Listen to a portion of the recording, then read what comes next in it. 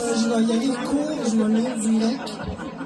C'est la première fois que je parle devant tout le monde. Bonjour et bon après-midi à tous. Merci à chacun et chacune d'entre vous de prendre ce moment et d'interrompre vos occupations pour contrer les mesures qui sont non sanitaires mais politiques. Nous n'avons jamais arrêté d'envoyer un message clair à tous nos gouvernements mondiaux depuis maintenant plus de 14 mois. Qui, en sachant pertinemment, M. Legault, que vous étiez au courant des problèmes dans tous les systèmes, dont celui de la santé et des services sociaux, et ce, depuis 2002. Lorsque vous étiez le ministre de la Santé, il est maintenant le moment où que jamais nous endurerons et subirons l'injustice, la corruption, le mensonge, la trahison et la division.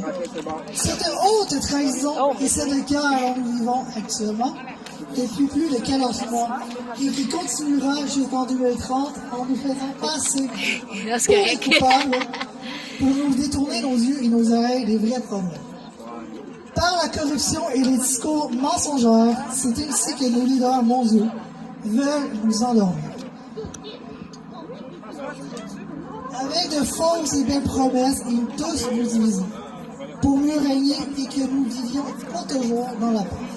Aujourd'hui est un jour où ensemble nous sommes réunis, que nous tous les enfants de la terre s'unissent dans la paix, la joie et l'amour.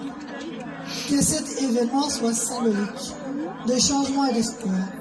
Celle où nous nous promettons de ne jamais abandonner, de ne jamais renoncer. Jusqu'à ce que nous ayons créé ce nouveau monde où tous les humains représenteront un seul peuple élu et où tous les enfants de la terre seront libres de partager les fruits de leur vie. Ce nouveau monde se pointe déjà à l'horizon. Mes amis, mais ensemble, nous devons nous en emparer par nos propres moyens et en unissant la force de chacun et chacune d'entre nous. Voici la fameuse liste de nos mesures excessives que nous voulons dénoncer à tout prix aujourd'hui. Le port du masque dans les écoles et endroits publics. La vaccination obligatoire pour tous les citoyens. Le passeport vaccinal. La quarantaine obligatoire. Non à la primauté parentale. Nous dénoncerons aussi le manque de respect au code de déontologie des médias et des journalistes. Nous exigeons un débat public avec de la transparence ainsi qu'une solidarité et une paix universelle. Une justice et une démocratie juste avec imputabilité. Ainsi qu'un consentement libre et clair. Nous disons oui à notre vie et à notre liberté. Nous disons oui à nos choix. Nous disons oui à nos corps. Nous disons non à la déshumanisation grâce à nos foutus gouvernements mondiaux. Les biens communs n'existeront plus et où notre belle planète n'existera plus.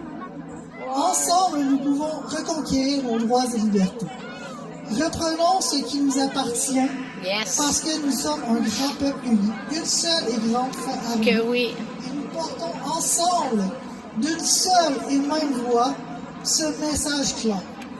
Que tous nos élus de cette terre ont été mis à leur poste par notre pouvoir commun et que nous pourrons reprendre ce qui nous appartient de droit, nos droits et libertés individuelles et sociales.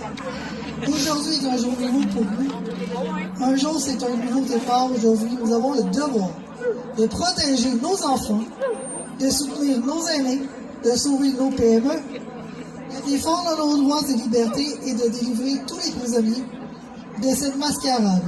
Ensemble, nous libérerons du joug de nos ennemis mondiaux, mais pour se donner la main dans ce combat, c'est seulement ensemble qu'on va pouvoir combattre avec la jeunesse, avec la prochaine génération que nous sommes. Nous sommes la génération qui allons remplacer ces personnes aînées, qui par eux ont déjà fait ce qu'il y avait à faire. Donc aujourd'hui, je suis là en tant que jeunesse pour représenter notre belle jeunesse. Merci à toi Olivier, à tous les jeunes et à toutes les personnes ici ce soir et cet après-midi. Merci à vous. Bravo!